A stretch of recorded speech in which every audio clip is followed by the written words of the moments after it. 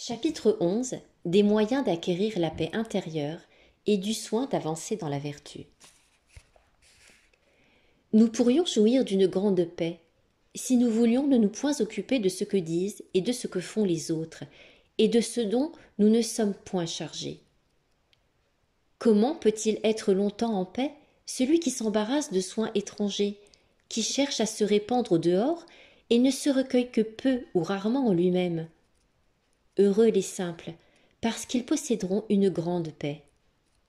Comment quelques saints se sont-ils élevés à un si haut degré de vertu et de contemplation? C'est qu'ils se sont efforcés de mourir à tous les désirs de la terre, et qu'ils ont pu ainsi s'unir à Dieu par le fond le plus intime de leur cœur et s'occuper librement d'eux-mêmes. Pour nous, nous sommes trop à nos passions et trop inquiets de ce qui se passe. Rarement nous surmontons parfaitement un seul vice. Nous n'avons point d'ardeur pour faire chaque jour quelques progrès, et ainsi nous restons tièdes et froids. Si nous étions tout à fait morts à nous-mêmes et moins préoccupés au-dedans de nous, alors nous pourrions aussi goûter les choses de Dieu et acquérir quelque expérience de la céleste contemplation. Le plus grand, l'unique obstacle, c'est qu'asservis à nos passions et à nos convoitises, nous ne faisons aucun effort pour entrer dans la voie parfaite des saints. Et, s'il arrive que nous éprouvions quelque légère adversité, nous nous laissons aussitôt abattre et nous recourons aux consolations humaines. Si, tels que des soldats généreux, nous demeurions fermes dans le combat, nous verrions certainement le secours de Dieu descendre sur nous du ciel. Car il est toujours prêt à aider ceux qui résistent et qui espèrent en sa grâce, et c'est lui qui nous donne des occasions de combattre, afin de nous rendre victorieux. Si nous plaçons uniquement le progrès de la vie chrétienne dans les observances extérieures, notre dévotion sera de peu de durée. Mettons donc la cognée à la racine de l'arbre, afin que, dégagés des passions, nous possédions notre âme en paix. Si nous déracinions chaque année un seul vice, bientôt nous serions parfaits. Mais nous sentons souvent, au contraire, que nous étions meilleurs et que notre vie était plus pure lorsque nous quittâmes le siècle qu'après plusieurs années de profession.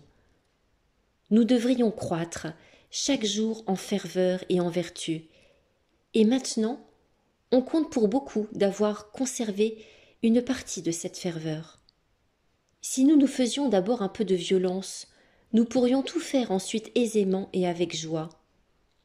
Il est dur de renoncer à ses habitudes, mais il est plus dur encore de courber sa propre volonté. Cependant, si vous ne savez pas vous vaincre en des choses légères, comment remporteriez-vous des victoires plus difficiles? Résistez dès le commencement de votre inclination. Rompez sans aucun retard votre habitude mauvaise, de peur que, peu à peu, elle ne vous engage dans de plus grandes difficultés. Oh, si vous considériez quelle paix ce serait pour vous, quelle joie pour les autres, en vivant comme vous le devez, vous auriez, je crois, plus d'ardeur pour votre avancement spirituel. De l'avantage de l'adversité. Il nous est bon d'avoir quelquefois des peines et des traverses, parce que souvent elles rappellent l'homme à son cœur, et lui font sentir qu'il est en exil, et qu'il ne doit mettre son espérance en aucune chose du monde.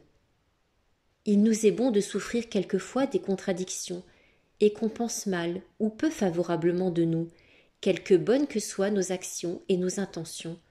Souvent cela sert à nous prémunir contre la vaine gloire. Car nous avons plus d'empressement à chercher Dieu, qui voit le fond du cœur, quand les hommes au dehors nous rabaissent et pensent mal de nous. C'est pourquoi l'homme devrait s'affermir tellement en Dieu qu'il n'eût pas besoin de chercher tant de consolations humaines. Lorsque, avec une volonté droite, l'homme est troublé, tenté, affligé de mauvaises pensées, qu'il reconnaît alors combien Dieu lui est nécessaire et qu'il n'est capable d'aucun bien sans lui. Alors il s'attriste, il gémit, il prie à cause des maux qu'il souffre. Alors il s'ennuie de vivre plus longtemps et il souhaite que la mort arrive, afin que, délivré de ses liens, il soit avec Jésus-Christ. Alors aussi il comprend bien qu'une sécurité parfaite, une pleine paix, ne sont point de ce monde. Chapitre 13. De la résistance aux tentations. Tant que nous vivons ici-bas, nous ne pouvons être exempts de tribulations et d'épreuves. C'est pourquoi il est écrit au livre de Job, « La tentation est la vie de l'homme sur terre ». Chacun devrait donc être toujours en garde contre les tentations qui l'assiègent, éveiller et prier pour ne point laisser lieu aux surprises du démon qui ne dort jamais et qui tourne de tous côtés cherchant quelqu'un pour le dévorer. Il n'est point d'homme si parfait et si saint qui n'ait quelquefois des tentations, et nous ne pouvons en être entièrement affranchis. Mais quoique importune et pénible, elle ne laisse pas d'être souvent très utile à l'homme, parce qu'elle l'humilie, le purifie et l'instruise. Tous les saints ont passé par beaucoup de tentations et de souffrances, et c'est par cette voie qu'ils ont avancé. Mais ceux qui n'ont pu soutenir ces épreuves, Dieu les a réprouvés, et ils ont défailli dans la route du salut. Il n'y a point d'ordre si saint, ni de lieu si secret, où l'on ne trouve des peines et des tentations.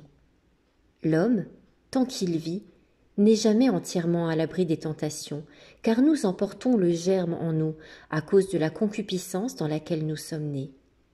L'une succède à l'autre, et nous aurons toujours quelque chose à souffrir, parce que nous avons perdu le bien et la félicité primitive. Plusieurs cherchent à fuir pour n'être point tentés, et ils y tombent plus gravement. Il ne suffit pas de fuir pour vaincre, mais la patience et la véritable humilité nous rendent plus forts que tous nos ennemis. Celui qui, sans arracher la racine du mal, évite seulement les occasions extérieures, avancera peu. Au contraire, les tentations reviennent à lui plus promptement et plus violentes. Vous vaincrez plus sûrement peu à peu et par une longue patience, aidée du secours de Dieu, que par une rude et inquiète opiniâtreté. Prenez souvent conseil dans la tentation, et ne traitez point durement celui qui est tenté, mais secourez-le comme vous voudriez qu'on vous secourût vous-même. Le commencement de toutes les tentations est l'inconstance de l'esprit et le peu de confiance en Dieu, car, comme un vaisseau sans gouvernail est poussé çà et là par les flots, ainsi l'homme faible et changeant qui abandonne ses résolutions est agité par des tentations diverses. Le feu éprouve le fer, et la tentation l'homme juste. Nous ne savons souvent ce que nous pouvons, mais la tentation montre ce que nous sommes. Il faut veiller cependant, surtout au commencement de la tentation, car on triomphe beaucoup plus facilement de l'ennemi si on ne le laisse point pénétrer dans l'âme, et si on le repousse à l'instant même où il se présente pour entrer. C'est ce qui a fait dire à un ancien « Arrêtez le mal dès son origine, le remède vient trop tard quand le mal s'est accru par de longs délais. » D'abord, une simple pensée s'offre à l'esprit, puis une vive imagination, ensuite le plaisir et le mouvement déréglé et le consentement. Ainsi, peu à peu, l'ennemi envahit toute l'âme lorsqu'on ne lui résiste pas dès le commencement. Plus on met de retard et de langueur à le repousser, plus on s'affaiblit chaque jour et plus l'ennemi devient fort contre nous. Plusieurs sont affligés de tentations plus violentes au commencement de leur conversion, d'autres à la fin.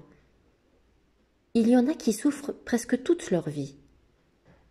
Quelques-uns sont tentés assez légèrement, selon l'ordre de la sagesse et de la justice de Dieu qui connaît l'état des hommes, pèse leurs mérites et dispose tout pour le salut de ses élus.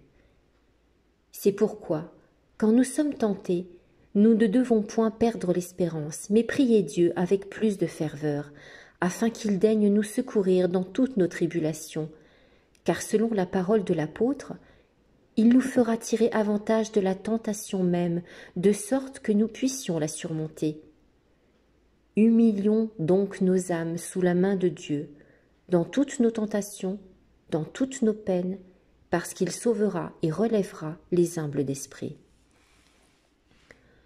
Dans les tentations et les traverses, on reconnaît combien l'homme a fait de progrès, le mérite est plus grand et la vertu paraît davantage. Il est peu difficile d'être pieux et fervent lorsque l'on n'éprouve rien de pénible, mais celui qui soutient avec patience au temps de l'adversité donne l'espoir d'un grand avancement. Quelques-uns surmontent les grandes tentations et succombent tous les jours aux petites, afin qu'humiliés d'être si faibles dans les moindres occasions, ils ne présument jamais d'eux-mêmes dans les grandes. Chapitre 14. Éviter les jugements téméraires et ne se point rechercher soi-même. Tournez les yeux sur vous-même et gardez-vous de juger les actions des autres. En jugeant les autres, l'homme se fatigue vainement, il se trompe le plus souvent et commet beaucoup de fautes, mais en s'examinant et se jugeant lui-même, il travaille toujours avec fruit. D'ordinaire, nous jugeons les choses selon l'inclination de notre cœur, car l'amour-propre altère aisément en nous la droiture du jugement. Si nous n'avions jamais en vue que Dieu seul, nous serions moins troublés quand on résiste à notre sentiment. Mais souvent, il y a quelque chose hors de nous ou de caché en nous qui nous entraîne. Plusieurs se recherchent secrètement en eux-mêmes dans ce qu'ils font, et ils l'ignorent. Ils semblent affermis dans la paix lorsque tout va bien selon leurs désirs. Mais éprouvent-ils des contradictions, aussitôt ils s'émeuvent et tombent dans la tristesse. La diversité des opinions produit souvent des discussions entre les citoyens, et même entre les religieux et les personnes dévotes. On quitte difficilement une vieille habitude, et nul ne se laisse volontiers conduire au-delà de ce qu'il voit. Si vous vous appuyez sur votre esprit et sur votre pénétration plus que sur la soumission dont Jésus-Christ nous a donné l'exemple, vous serez très peu et très tard éclairés dans la vie spirituelle, car Dieu veut que nous lui soyons parfaitement soumis et que nous nous élevions au-dessus de toute raison par un ardent amour. Chapitre 15. Des œuvres de charité. Pour nulle chose au monde, ni pour l'amour d'aucun homme, on ne doit faire le moindre mal. On peut quelquefois, cependant, pour rendre un service dans le besoin, différer une bonne œuvre, ou lui en substituer une meilleure, car alors le bien n'est pas détruit, mais il se change en un plus grand. Aucune œuvre extérieure ne sert sans la charité, mais tout ce qui est fait par la charité, quelque petit ou quelque vil qu'il soit, produit des fruits abondants, car Dieu regarde moins à l'action qu'au motif qui fait agir. Celui-là fait beaucoup qui aime beaucoup. Celui-là fait beaucoup qui fait bien ce qu'il fait, et il fait bien lorsqu'il subordonne sa volonté à l'utilité publique. Ce qu'on prend pour la charité souvent n'est que la convoitise, car il est rare que l'inclination, la volonté propre, l'espoir de la récompense ou la vue de quelque avantage particulier n'influent pas sur nos actions. Celui qui possède la charité véritable et parfaite ne se recherche en rien, mais son unique désir est que la gloire de Dieu s'opère en toutes choses. Il ne porte envie à personne, parce qu'il ne souhaite aucune faveur particulière, il ne met point sa joie en lui-même et que, dédaignant tous les autres biens, il ne cherche qu'en Dieu son bonheur. Il n'attribue jamais aucun bien à la créature et les rapporte tous à Dieu, de qui ils découlent comme de leur source, et dans la jouissance duquel tous les saints se reposent à jamais comme dans leur fin dernière. Oh, qui aurait une étincelle de la vraie charité, que toutes les choses de la terre lui paraîtraient vaines.